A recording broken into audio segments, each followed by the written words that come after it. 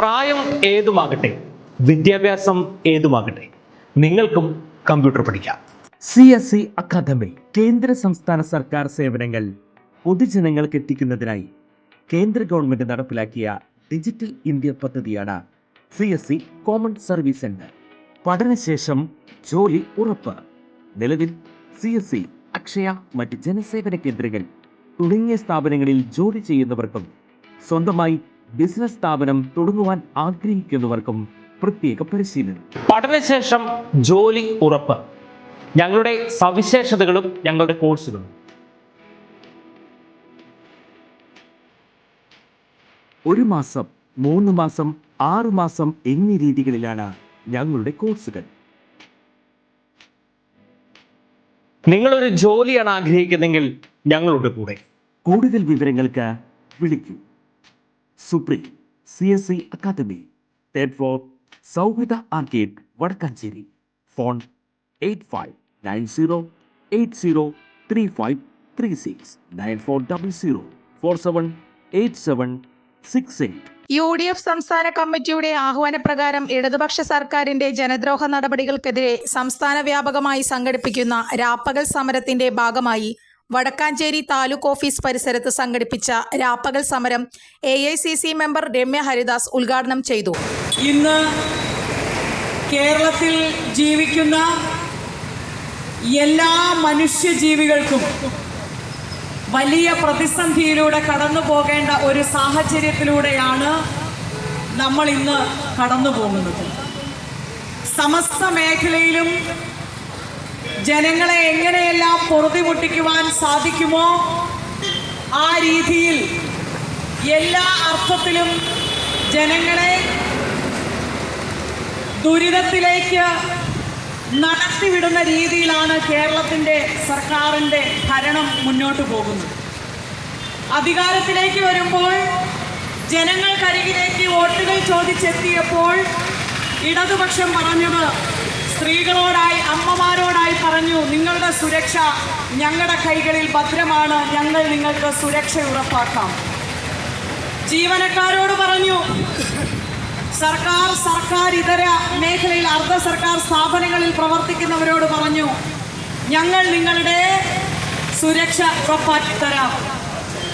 പ്രായമായിരിക്കുന്ന ആളുകൾ മരുന്ന് മേടിക്കുവാനും മറ്റാവശ്യങ്ങൾക്കുമായി ദൈനംദിനമായി പെൻഷൻ തുകയിൽ നിന്ന് മിച്ചം പിടിച്ചുകൊണ്ട് ജീവിതം മുന്നോട്ട് നയിക്കുന്ന പ്രായമായ അമ്മൂമ്മമാരോടും മുത്തശ്ശന്മാരോടും പറഞ്ഞു, ഞങ്ങൾ നിങ്ങളെ സുരക്ഷ ഉറപ്പാക്കി തരാം.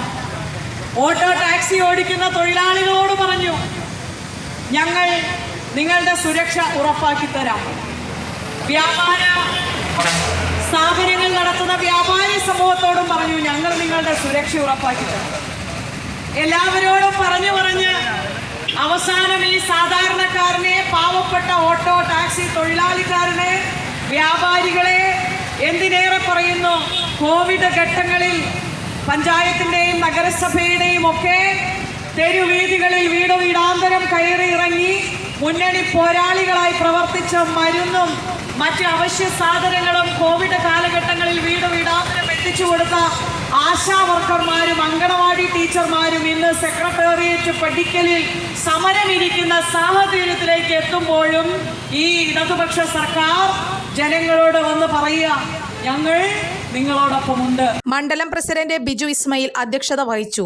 DCC സെക്രട്ടറിമാരായ Shahida Rahman, PJ Raju, UDF chairman NA Sabu, നഗരസഭാ കൗൺസിലർമാരായ SAA ആസാദ്, ബുഷറ റഷീദ്, സന്ധ്യ കൊടക്കാടത്ത്, കോൺഗ്രസ് പ്രവർത്തകരായ TV Sunny, CR Radhakrishnan Sasimangalam, MH Shanavas, Nasar Mankara, AS Hamsa, Manoj Kadambattu, Alvin Ando, സെലക്ട് മുഹമ്മദ്, നിതിൻ സുഭാഷ് എന്നിവർ പങ്കെടുത്തു. സമാപന സമ്മേളനം block Congress president PJ Jayadeep ഉദ്ഘാടനം ചെയ്തു. ഇന്നലെ വൈകുന്നേരം 5 മണിക്കാണ് മണ്ഡലം കോൺഗ്രസ് കമ്മിറ്റിയുടെ നേതൃത്വത്തിൽ ജനദ്രോഹ നടപടികളുമായി മുന്നോട്ട് പോകുന്ന പിണറായി വിജയൻ സർക്കാർ രാജിവെക്കുക എന്ന ആവശ്യമായി UDFിൻ്റെ നേതൃത്വത്തിലുള്ള സമരം നടത്തിവരുന്നത്. ഇന്ന് ഈ സമരത്തിൻ്റെ സമാപന സമ്മേളനമാണ് ഇവിടെ നടക്കുന്നത്. ഒട്ടനവധി നേതാക്കൾ ഈ സമയങ്ങളിലെല്ലാം വളരെ വിശദമായി ഈ സമരത്തിൻ്റെ ഉദ്ദേശ ലക്ഷ്യത്തെക്കുറിച്ചൊക്കെ വിശദമായി സംസാരിച്ചത് സാധാരണക്കാരായ ജനങ്ങളുടെ ആവശ്യത്തിന് വേണ്ടിയാണ് മണ്ഡലം കോൺഗ്രസ് കമ്മിറ്റിയുടെ നേതൃത്വത്തിൽ ഒരു സമരം നടത്തുന്നത്. കേരളത്തിലെ എല്ലാ മണ്ഡലം കമ്മിറ്റിയുടെ നേതൃത്വത്തിലും ഇത്തരത്തിലുള്ള ധാർമ്മിക സമരങ്ങൾ നടന്നു വരികയാണ്.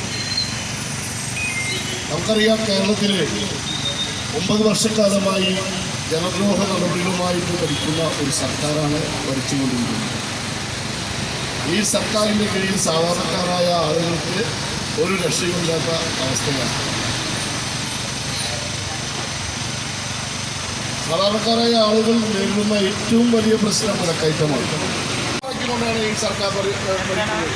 വ്യവസായ മേഖല തകർക്കും, കാർഷിക മേഖല തകർക്കും, ആരോഗ്യ മേഖല തകർക്കും.